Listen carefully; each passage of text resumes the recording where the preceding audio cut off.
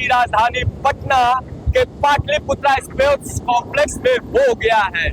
मुख्यमंत्री नीतीश कुमार ने Pataliputra sports complex में मशाल जलाकर इस 7वें खेलो इंडिया का शुभारंभ किया है। तो वीडियो संदेश के माध्यम से प्रधानमंत्री नरेंद्र मोदी ने 7वें संस्करण खेलो इंडिया का शुभारंभ किया है। पंकज त्रिपाठी है बॉलीवुड के कलाकार जो यहाँ पर आकर बिहार की धरती और खेलो इंडिया से जुड़ी हुई जो बातें हैं वह दर्शकों को बता रहे हैं। साफ तौर से 28 राज्य और 7 केंद्र शासित प्रदेशों के प्रतिभावान खिलाड़ी आज से यहाँ पर खेलो इंडिया कार्यक्रम के मंच पर अपना खेल का प्रदर्शन करेंगे।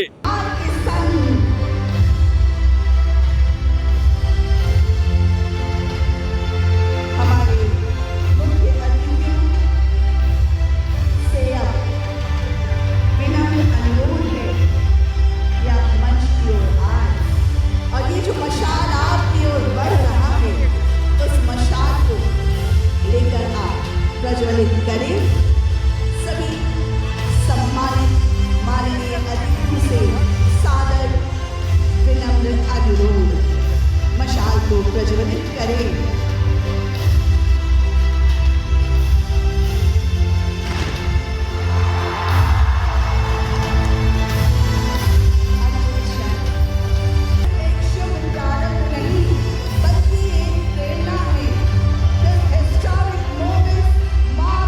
आप देखिए कितनी खुशी, बहुत खुशी की बात है कि इस वर्ष खेलो इंडिया यूथ गेम्स का आयोजन बिहार में किया जा रहा है और इससे शुभारंभ की घोषणा आदरणीय प्रधानमंत्री श्री नरेंद्र मोदी जी द्वारा वीडियो संदेश के माध्यम से किया जा रहा है। इसके लिए आदरणीय प्रधानमंत्री जी श्री नरेंद्र मोदी जी का आभार व्यक्त करता हूं और इस कार्यक्रम में पधारे केंद्रीय खेल मंत्री श्री मनसुख मांडविया जी का अभिनंदन एवं स्वागत हम करते हैं।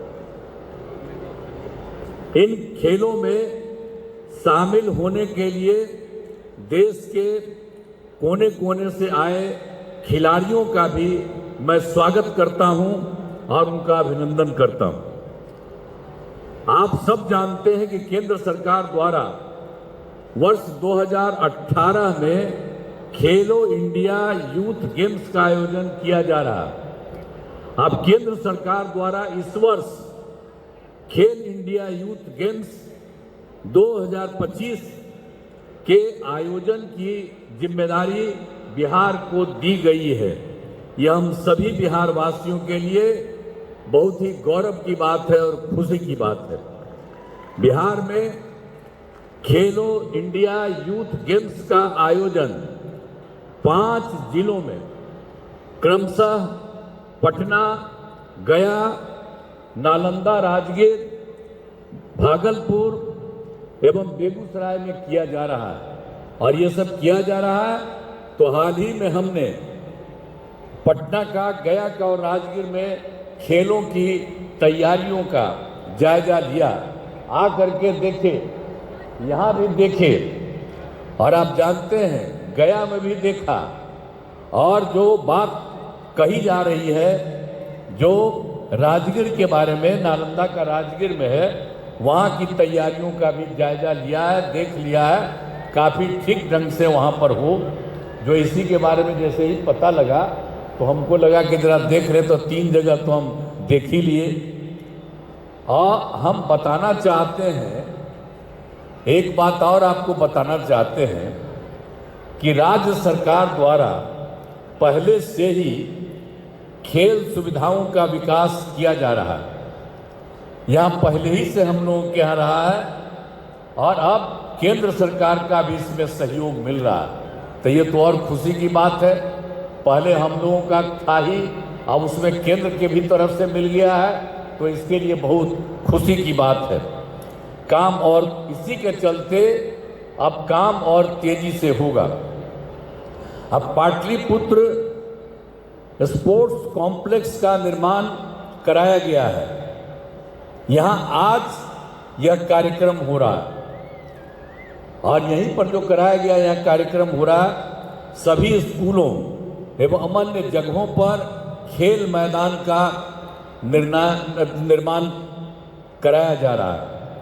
उत्कृष्ट खिलाड़ियों को मेडल जीतने पर सीधे नौकरी दी जा रही है। हम लोगों के यहाँ जो पहले से ये काम हुआ है और उसमें उनका जो काम करते हैं और उसका जो मेडल जीतते हैं तो उसके बाद हम लोग सरकार में नौकरी देते हैं। ये हम लोगों का शुरू से है और अब तक 3067 खिलाड़ियों को सरकारी नौकरी दे दी गई है। राजगीर में खेल अकादमी एवं खेल विश्वविद्यालय का निर्माण कराया गया है। राजगीर में पहले से कराया गया है और खेलों को और बढ़ावा देने के लिए हमने 2024 में नया खेल विभाग बनाया गया। 2024 में पेश किए गए बजट में बिहार के लिए विशेष आर्थिक मदद के रूप में सड़क, उद्योग, स्वास्थ्य, पर्यटन तथा बाढ़ नियंत्रण आदि के लिए बड़ी राशि देने की घोषणा की गई है।